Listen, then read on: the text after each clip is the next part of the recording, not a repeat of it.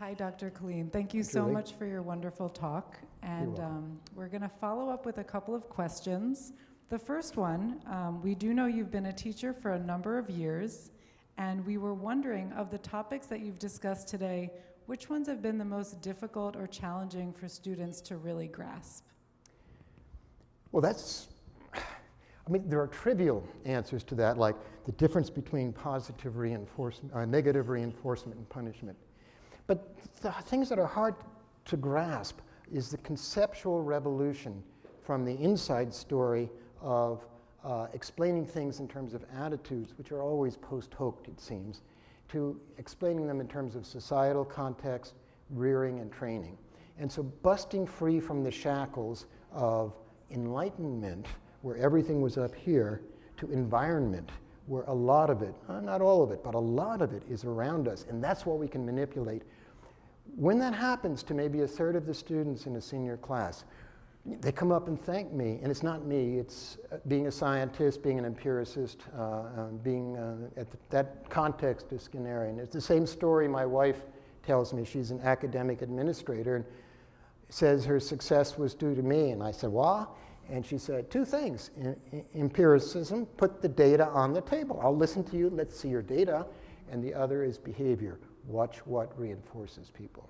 And so those messages from the science of behavior is what plays out in dealing with dogs, and it deals out with dealing with people.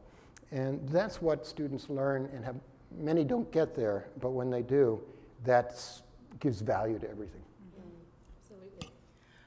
I guess one of the questions I have, and it might seem a little bit basic, but I think it's something that's probably important to go back and look at, is the word cognition. Yeah. And I think a lot of people kind of, oh yeah, cognition, but what does cognition mean to you? You know, I was going to mention that when we were talking about the British empiricists, they argued that cognition drove everything.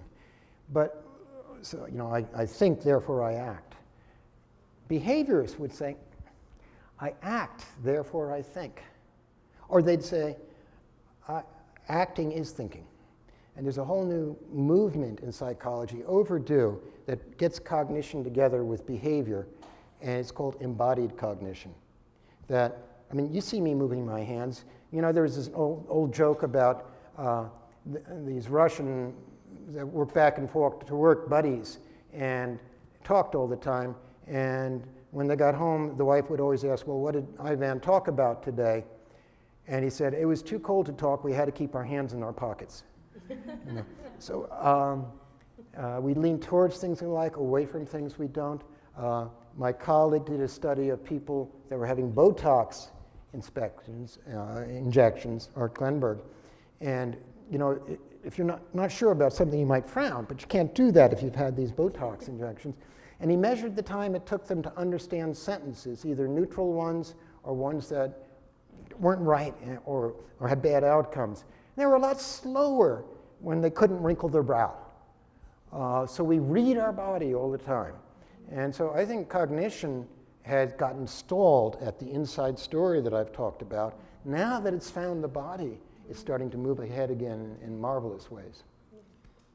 To that idea that cognition is embodied, do you have any suggestions about bridging that gap between researchers and practitioners, whether it's the Botox user or the dog trainer?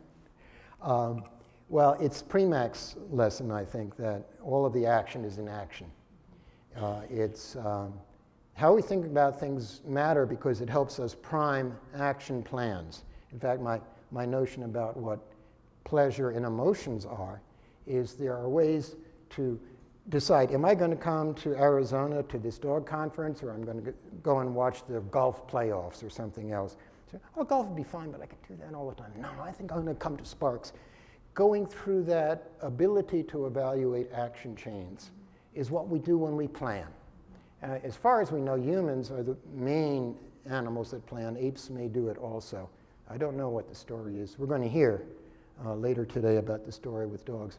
But it enables us to generate different scenarios and taste how good they're going to taste to us or feel to us. So for trainers, I just say, watch what they do. If they've been at it a while, there's probably a lot of wisdom in their moves, or maybe some stupidity, and they don't see that coming through in their moves. I remember a colleague who was not a behaviorist. His kid was always rambunctious, throwing toys at windows and so forth. And we went over for dinner, and he said, Michael, don't do that. Oh, isn't he funny? You know, the kid going, yeah. So some people think words matter. Yeah, they do a little bit. What really matters are consequences, and important consequences are action.